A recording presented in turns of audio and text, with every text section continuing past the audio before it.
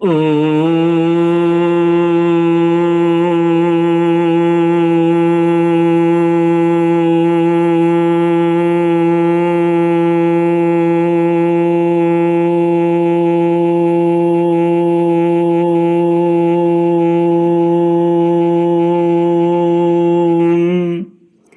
श्री गुरुचरण कमलेभ्यो नमः। श्री गणेशाय नमः। श्री सरस्वत्यै नमः। श्री विष्णवे नमः। श्री कृष्ण गोविंद हरि मुरारी, हे नाथ नारायण वासुदेव। श्री कृष्ण गोविंद हरे मुरारे, हे नाथ नारायण वासुदेव।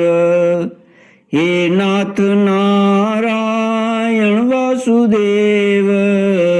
हे नाथ नारायण वासुदेव। हे नाथ नारायण वासुदेव। श्री कृष्ण गोविंद हरे मुरारे, हे नाथ नारायण वासुदेव। ओम नमो भगवते वासुदेवाय। ओम नमो भगवते वासुदेवाय। ओम नमो भगवते वासुदेवाय। ओम नमो भगवते वासुदेवाय। ओम नमो भगवते वासुदेवाय। ओम नमो भगवते वासुदेवाय।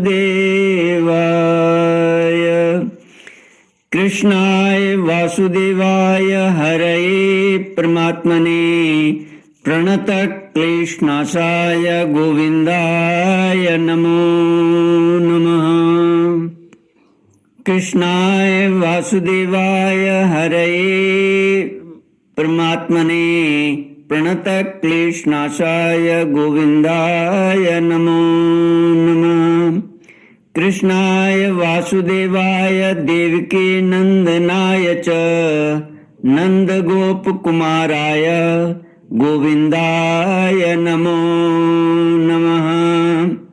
सच्चिदानन्दरूपाय विश्वोत्पत्त्यादिहेतवे तापत्रयविनाशाय श्रीकृष्णाय वयं नमः।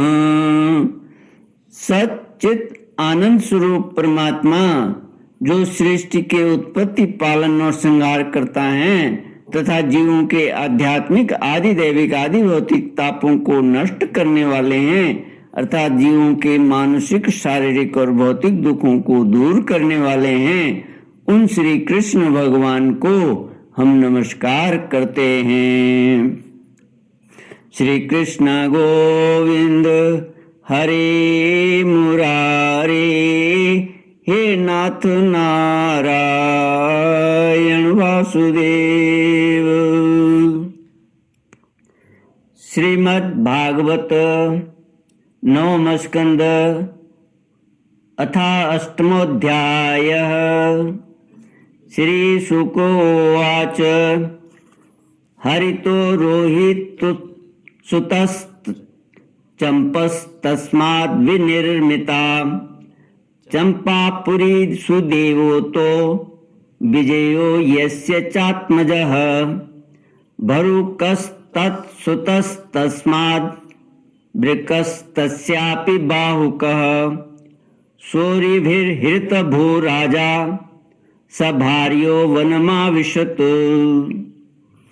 श्रीमद् भागवत नौवां स्कंद 8वां अध्याय सगर चरित्र। श्री सुखदेव जी कहते हैं, रोहित का पुत्र था हरित। हरित से चंप हुआ, उसी ने चंपापुरी बसाई थी। चंप से सुदेव और उसका पुत्र विजय हुआ। विजय का भरूक, भरूक का वृक और वृक का पुत्र हुआ बाहुक। शत्रुओं ने बाहुक से राज्य छीन लिया। तब वह अपनी पत्नी के साथ वन में चला गया। वन में जाने पर बुढ़ापा के कारण जब बाहुक की मृत्यु हो गई, तब उसकी पत्नी भी उसके साथ सती होने को उद्यत हुई। परंतु महर्षि औरव को यह मालूम था कि इसे गर्भ है, इसलिए उन्होंने उसे सती होने से रोक दिया। जब उसकी सौतों को यह बात मालूम हुई तो उन्होंने उसे भोजन के साथ गर्भ विष दे दिया, परंतु गर्भ पर उस विष का कोई प्रभाव नहीं पड़ा, बल्कि उस विष को लिए हुए ही एक बालक का जन्म हुआ, जो गर्भ के साथ पैदा होने के कारण सगर कहलाया। सगर बड़े यशस्वी राजा हुए। सगर चक्रवर्ती सम्राट थे। उन्हीं के पुत्रों ने पृथ्वी खोदकर समुद्र बना दिया था। सगर ने अपने गुरुदेव औरव की आज्ञा मानकर ताल, जंघ, यवन, शक, हय और बर्बर जाति के लोगों का वध नहीं किया, बल्कि उन्हें विरूप बना दिया। उनमें से कुछ के सिर मुड़वा दिए, कुछ के मूंछ दाढ़ी रखवा दी, कुछ को खुले बालों वाला बना दिया, तो कुछ को आधा मुड़वा दिया। कुछ लोगों को सगर ने केवल वस्त्र ओढ़ने की ही आज्ञा दी, पहनने की नहीं, और कुछ को केवल लंगोटी पहनने की ही कहा, ओढ़ने को नहीं। इसके बाद राजा सगर ने औरव ऋषि के उपदेशानुसार अश्वमेध यज्ञ के द्वारा संपूर्ण वेद एवं देवतामय आत्मस्वरूप सर्वशक्तिमान भगवान की आराधना की। उसके यज्ञ में जो घोड़ा छोड़ा गया था, उसे इंद्र ने चुरा लिया। उस समय महारानी सुमति के गर्भ से उत्पन्न सगर के पुत्रों ने अपने पिता के आज्ञानुसार घोड़े के लिए सारी पृथ्वी छान डाली। जब उन्हें कहीं घोड़ा न मिला, तब उन्होंने बड़े घमंड से सब ओर से पृथ्वी को खोद डाला। खोदते खोदते उन्हें पूर्व और उत्तर के कोनों पर कपिल मुनि के पास अपना घोड़ा दिखाई दिया। घोड़े को देखकर हुए 60,000 राजकुमार शस्त्र उठाकर यह कहते हुए उनकी ओर दौड़ पड़े कि यही हमारे घोड़े को चुराने वाला चोर है। देखो तो सही, इसने इस समय कैसे आंखें मूंद रखी हैं। यह पापी है, इसको मार डालो, मार डालो। उसी समय कपिल मुनि ने अपनी पलकें खोली। इंद्र ने राजकुमारों की बुद्धि हर ली थी। इसी से उन्होंने कपिल मुनि जैसे महापुरुष का तिरस्कार किया। इस तिरस्कार के फलस्वरूप उनके शरीर में ही आग जल उठी, जिससे क्षण भर में ही वे सब के सब जलकर खाक हो गए। परीक्षित, सगर के लड़के कपिल मुनि के क्रोध से जल गए, ऐसा कहना उचित नहीं है। वे तो शुद्ध सत्व गुण के परम आश्रय हैं। उनका शरीर तो जगत को पवित्र करता रहता है। उनमें भला क्रोध रूप तमोगुण की संभावना कैसे की जा सकती है। भला कहीं पृथ्वी की धूल का भी आकाश से संबंध होता है। यह संसार सागर एक मृत्युमय पथ है। इसके पार जाना अत्यंत कठिन है, परंतु कपिल मुनि ने इस जगत में सांख्य शास्त्र की एक ऐसी दृढ़ नाव बना दी है, जिससे मुक्ति की इच्छा रखने वाला कोई भी व्यक्ति उस समुद्र के पार जा सकता है। वे केवल परम ज्ञानी ही नहीं, स्वयं परमात्मा हैं। उनमें भला यह शत्रु है और यह मित्र, इस प्रकार की भेद बुद्धि कैसे हो सकती है। सगर की दूसरी पत्नी का नाम था केशिनी। उसके गर्भ से उन्हें असमंजस नाम का पुत्र हुआ। असमंजस के पुत्र का नाम था अंशुमान। वह अपने दादा सगर की आज्ञाओं के पालन तथा उन्हीं की सेवा में लगा रहता। असमंजस पहले जन्म के योगी थे। संग के कारण वे योग से विचलित हो गए थे, परंतु अब भी उन्हें अपनी पूर्व जन्म का स्मरण बना हुआ था। इसलिए वे ऐसे काम किया करते थे जिनसे भाई बंधु उन्हें प्रिय न समझें। वे कभी कभी तो अत्यंत निंदित कर्म कर बैठते और अपने को पागल सा दिखलाते, यहाँ तक कि खेलते हुए बच्चों को सरयू में डाल देते। इस प्रकार उन्होंने लोगों को उद्विग्न कर दिया था।